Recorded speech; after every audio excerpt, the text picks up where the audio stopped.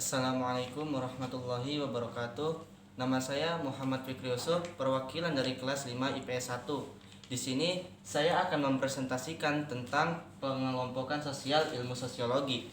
Di dalam pengelompokan sosial ini terbagi menjadi dua kelompok. Yang pertama ada kelompok teratur, yang kedua ada kelompok tidak teratur.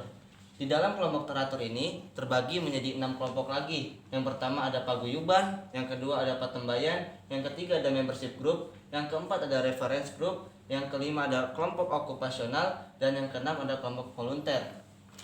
Yang pertama kelompok paguyuban ialah bentuk kehidupan yang hubungannya dekat secara batin. Ciri-ciri kelompok paguyuban menurut Sujana Sukamto itu memiliki 3 ciri. Yang pertama intimate, yang kedua privat, yang ketiga eksklusif. Intimate ialah hubungannya menyeluruh, mesra, dan akrab. Privat, hubungannya bersifat pribadi, yaitu khusus untuk beberapa orang saja. Eksklusif, hubungan tersebut hanya untuk kita saja dan tidak untuk orang-orang di luar kita. Contoh dari paguyuban ini adalah keluarga. Kelompok tidak teratur yang kedua adalah patembayan, ialah bentuk kehidupan yang bersifat formal dan sementara. Contohnya adalah pasar apung. Kelompok teratur yang ketiga adalah membership group. Ialah secara fisik menjadi anggota tersebut. Seseorang yang sudah tidak terlalu sering berkumpul dengan kelompoknya walaupun dia belum keluar dari kelompok tersebut. Contohnya adalah PGRI. Kelompok teratur yang keempat adalah reference group. Ialah kelompok sosial yang menjadi ukuran bagi seseorang yang bukan anggota. Contoh, seorang anak yang putus sekolah dikarenakan masalah biaya, tetapi dia masih mempunyai keinginan untuk bersekolah. Ketika anak-anak yang lain bersekolah, dia pun ikut memakai seragam sekolah layaknya anak yang sedang bersekolah. Kelompok teratur yang kelima adalah kelompok okupasional. Ialah kelompok yang terdiri atas orang-orang yang memiliki pekerjaan yang sejenis. Contohnya adalah IDI, Ikatan Dokter Indonesia. Kelompok teratur yang keenam adalah kelompok volunteer. Ialah sekelompok orang yang memiliki kepentingan yang sama tetapi tidak mendapatkan perhatian dari masyarakat. Contohnya adalah ormas. Pengelompokan sosial yang kedua adalah kelompok tidak teratur. Di dalam kelompok tidak teratur ini dibagi menjadi 3, yaitu ada kerumunan, publik, dan massa.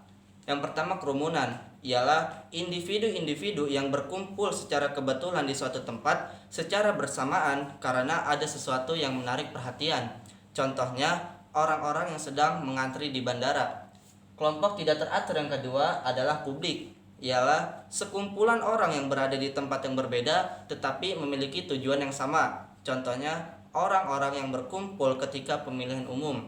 Kelompok tidak teratur yang ketiga adalah massa, ialah kumpulan orang yang tidak saling mengenal, berkumpul di suatu tempat, anggotanya heterogen, dan jumlahnya banyak. Contohnya demo. Jadi, tadi kita telah membahas atau mempresentasikan tentang pengelompokan sosial. Diulang, pengelompokan sosial itu dibagi menjadi 2 kelompok. Yang pertama ada kelompok teratur dan yang kedua ada kelompok tidak teratur. Di dalam kelompok teratur ini memiliki 6 kelompok lagi. Yang pertama ada paguyuban, kedua patembayan, yang ketiga membership group, yang keempat reference group, yang kelima kelompok okupasional, dan yang keenam kelompok volunteer. Dan kedua kelompok tidak teratur. Di dalam kelompok tidak teratur ini dibagi menjadi 3, yaitu ada kerumunan, ada publik, ada massa. Cukup sekian dari saya. Semoga apa yang telah saya presentasikan menjadi sebuah ilmu yang bermanfaat bagi kita semua, terutama di bidang ilmu sosiologi. Kurang dan lebihnya mohon maaf. Wassalamualaikum warahmatullahi wabarakatuh.